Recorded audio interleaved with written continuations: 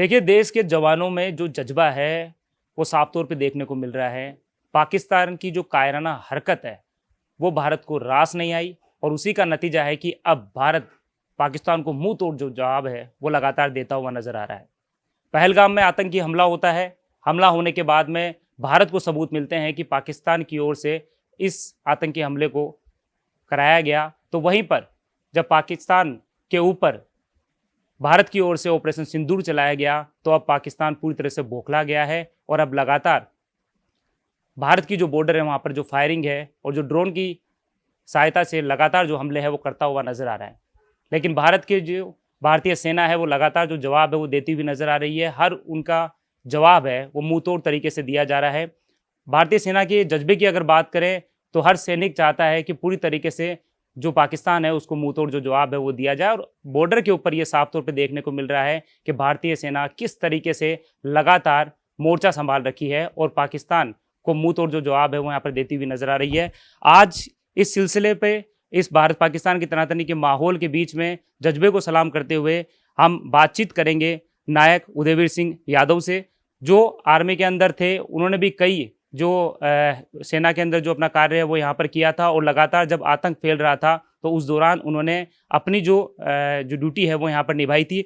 उदयवीर सिंह जी, पहले तो आपको यही जानना चाहेंगे, देखिए इस तरह अभी जो माहौल चल रहा है, ये माहौल 1971 में हमने देखा था जब ब्लैकआउट हुआ था और उसके बाद में लगातार जो सायरनों की जो आवाज़ है वो गूंजती हुई नजर आई थी। एक बार फिर वो सायरन बज रहे हैं और पाकिस्तान की जो कायराना हरकत है, जिस तरीके से उन्होंने जो ड्रोनों से हमला यहाँ पर किया है, भारत कभी भी आगे से हमला नहीं करता है, लेकिन माना जा सकता है कि भारतीय सेना पूरी तरीके से जवाब यहाँ पाकिस्तान को देती हुई नजर आ रही है। जी, बिल्कुल सही कह रहे हैं आप। पाकिस्तान की तरफ से ये शुरुआत होती है क्योंकि पाकिस्तान नहीं चाहता कि भारत आगे बढ़े। वो अपनी आतंकवादियों को पनाह देता है और वहाँ पर आतंकवादी कैंप चलाता है। जो पहलगाम में घटना हुई है 22 अप्रैल को, ये उन्होंने कायरता का सबूत दिया है, जहाँ पर निहत्थे लोगों के ऊपर उन्होंने गोलियां चला करके उनको मार दिया और उसके बाद में वो पहलगाम के जंगलों से होते हुए पाकिस्तान में चले गए। भारत ने भी इसका मुंहतोड़ जवाब दिया है। इसमें थोड़ा समय ज़रूर लगा, लेकिन इसकी जो प्लानिंग है वो भारत सरकार ने की और उनके जो 11 आतंकवादी अड्डे थे उनको नेस्तनाबूद करके उनके ऊपर ड्रोन से हमला किया और उनको बर्बाद कर दिया। इससे पाकिस्तान की सेना और पाकिस्तान का जो आवाम है वो बुरी तरह से बौखला गया और वो भारत के ऊपर आरोप लगा रहा है कि जिन्होंने पहलगाम में घटना की थी वो हमारे आदमी नहीं हैं। लेकिन ये पूरे विश्व को पता है कि जो पहलगाम में घटना हुई है वो पाकिस्तान के द्वारा समर्थित आतंकवादियों के द्वारा ही हुई है। और भारत की सेना कभी भी अपनी तरफ से पहल नहीं करती है, लेकिन पाकिस्तानी सेना जब गोलाबारी करती है तो उसका मुंह तोड़ जवाब दिया जाता है। अब ये जो बाड़मेर, जैसलमेर, अमृतसर, पठानकोट, श्रीनगर, अनंतनाग में जो ये पाकिस्तान ड्रोन से हमले कर रहा है, ये भारत अपने सिस्टम से उसको उनके ड्रोन्स को ख़त्म कर रहा है और भारत में ज़्यादा नुकसान नहीं हुआ है। और भारत ने अपने ड्रोन्स के थ्रू जो पाकिस्तान के एयरबेस सिस्टम है लाहौर, कराची और रावलपिंडी में, उनको तहस नहस कर दिया है और काफ़ी नुकसान हुआ है।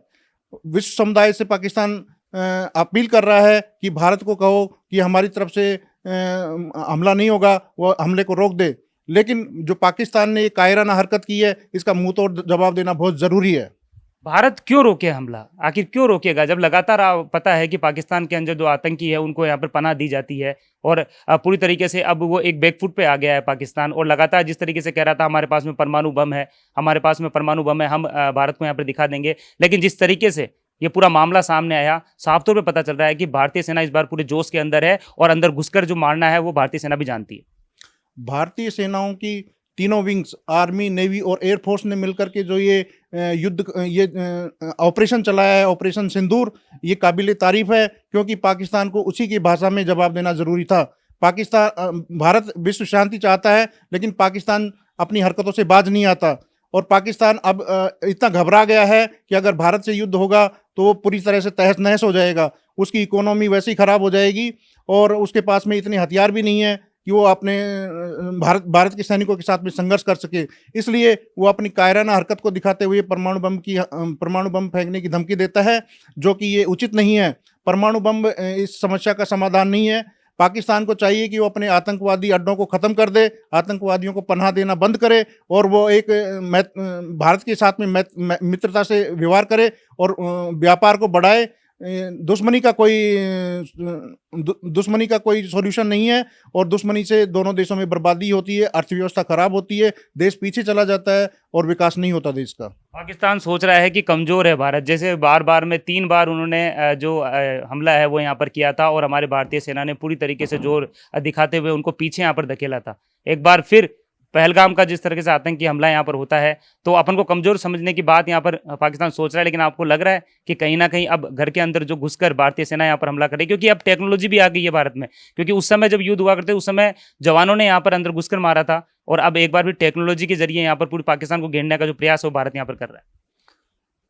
जो पाकिस्तान है वो भारत को कमजोर समझने की बहुत बड़ी गलती कर रहा है। भारत कहीं उससे विश्व की चौथी ताकत है, और पाकिस्तान उसके सामने कहीं भी नहीं ठहरता है। पाकिस्तान को अच्छे तरह से पता है कि अगर भारत से युद्ध चढ़ा तो वो तहस नहस हो जाएगा, और पाकिस्तान ये नहीं चाहता कि वो भारत से आमने सामने की लड़ाई लड़े, इसलिए वो स्कूलों और अस्पतालों को टारगेट बना रहा है, और रात में वो अपने ड्रोन फेंक रहा है। लेकिन भारत का जो मिसाइल सिस्टम है उनके ड्रोन को फेल कर देता है और हवा में ही उनको ख़त्म कर देता है, ताकि वो अपने टारगेट तक नहीं पहुंच पाते। पाकिस्तान की टेक्नोलॉजी से भारत की टेक्नोलॉजी बहुत एडवांस्ड है। पाकिस्तान अब क्रूरता पे आ गया है। वो साइबर अटैक करना चाहता है, जो इंडिया के जो साइट्स हैं उनको हैक करके करना चाहता है। तो भारत उसमें भी एडवांस है, वो 1-2 साइट को हैक करने में कामयाब रहा है, लेकिन उनको तुरंत ही रिकवर कर लिया गया। तो पाकिस्तान मुँह की खाएगा और वो हार जाएगा, क्योंकि इससे पाकिस्तान का ही नुकसान होगा। वो विश्व समुदाय से भी अपील कर रहा है, और अमेरिका ने तो पहले ही अपना हाथ पीछे खींच लिया है कि ये भारत और पाकिस्तान की जंग से हमें कोई लेना देना नहीं है। भारत के पास में जो S-400 और राफेल है, ये बहुत अच्छे हथियार हैं, और ये कहीं पर भी जाकर के टारगेट्स को निशाना बना सकते हैं और टारगेट को ख़त्म कर देते हैं। उरी के अंदर आतंकियों ने हमला किया, जिसका जवाब भारतीय सेना ने दिया। आप भी उरी के अंदर थे उस समय, भी उस समय का माहौल किस तरीके से, जम्मू कश्मीर में भी आप रह चुके हैं, तो वहां पर आतंकी जिस तरीके से हमला यहाँ पर करते थे उसका मुंह तोड़ जवाब भारतीय सेना ने यहाँ पर दिया था। तो उस समय क्या जो माहौल है, आपको क्या लगता है कि अब देश बदला है, क्योंकि अब भारतीय सेना को पूरी तरीके से मौका मिल गया है, जिस तरीके से पूरी जो छूट है हमारे जो प्रधानमंत्री नरेंद्र मोदी ने यहाँ पर सेना को दे रखी है कि अब हमले का जो जवाब है वो हमले से दिया जाएगा? हमले का जवाब हमले से दिया जाएगा, बिल्कुल सही कहा आपने। मैं 1991 में उड़ी सेक्टर में पोस्टेड था। उस समय कश्मीर में आतंकवाद चरम पर था। जब भी आर्मी का मूवमेंट होता था तो कॉन्वॉय के थ्रू होता था, 4 या 5 गाड़ियां चलती थी, क्योंकि ये जो आतंकवादी है या तो चीड़ के पेड़ पे चढ़ करके या कहीं छुप करके आक्रमण करते थे। लेकिन उस समय जो आतंकवाद था वो उस आतंकवाद की अपेक्षा अब कश्मीर में धारा 370 हटने के बाद में माहौल अच्छा बना था, लेकिन एक बार इस माहौल को फिर वापस खराब कर दिया गया है आतंकवादियों ने। कश्मीर एक अच्छी जगह है, लेकिन वहाँ के जो आर्मी है वो अपना पूरा सहयोग कर रही है, और पाकिस्तान जो भारत ने पानी रोका है इसका, झेलम नदी का और चिनाब नदी का, तो इससे भी पाकिस्तान तिलमिला गया है। क्योंकि जो सिंधु समझौता हुआ था उसके अभी तक जितने भी युद्ध हुए थे भारत ने सिंधु समझौता का पालन किया था, लेकिन जब पाकिस्तान अपनी हरकतों से बाज नहीं आ रहा है तो उसको सबक सिखाना जरूरी है। इसलिए सिंधु समझौते को ख़त्म करके जो झेलम और चिनाब नदी का पानी रोका गया है, इससे भी पाकिस्तान में काफ़ी अफरा तफरी मची हुई है। आप क्या एक जवाब देना चाहेंगे पाकिस्तान को अपने शब्दों के अंदर कि वो उस बात को ध्यान रखे कि भारत पे एक बार अगर एक कदम यहाँ पर बढ़ाता है अगर पाकिस्तान, तो उसका पूरा जो जवाब है वो दिया जाएगा? किस तरह से आप देखते हैं कि एक जवाब आपकी तरफ से जाना चाहिए पाकिस्तान को, ताकि उसको जो अगर अगली बार वो ध्यान रखे कि भारत में हमला करने से पहले? अभी भी अगर मेरे को सेना में जाने का मौका मिले तो मैं भारतीय सेना के लिए लड़ने के लिए तैयार हूं, क्योंकि देश सर्वोपरि है, और पाकिस्तान को मुंहतोड़ जवाब देने के लिए हमारी सेनाएं बॉर्डर पे खड़ी हुई हैं। पाकिस्तान अगर एक कदम बढ़ाएगा तो हम 11 कदम आगे बढ़ाएंगे। पाकिस्तान किसी भी हालत में जल थल सेना में किसी भी तरीके से अपने से उन्नत नहीं है। भारतीय सेना उसको जाकर के उसके घर में जाके मारेगी। पाकिस्तान को अपनी हरकतों से बाज आ जाना चाहिए और उसको ऐसे आक्रमण नहीं करने चाहिए। जी देखिए, बिल्कुल उदयवीर सिंह जी हैं जो लगातार ये कहते हुए नजर आ रहे हैं कि पाकिस्तान अपनी जो कायराना हरकत है उसको संभाल ले, क्योंकि अगर भारत अपनी पे आ गया तो कहीं ना कहीं पूरा पाकिस्तान यहाँ पर खत्म ना हो जाए।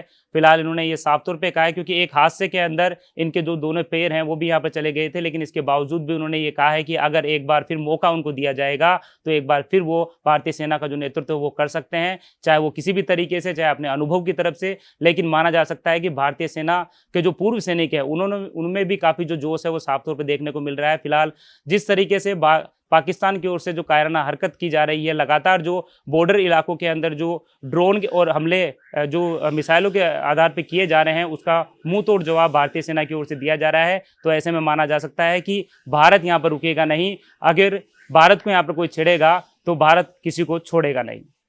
कैमरामैन धन सिंह के साथ सतवीर सिंह राठौड़, द नगरी न्यूज़।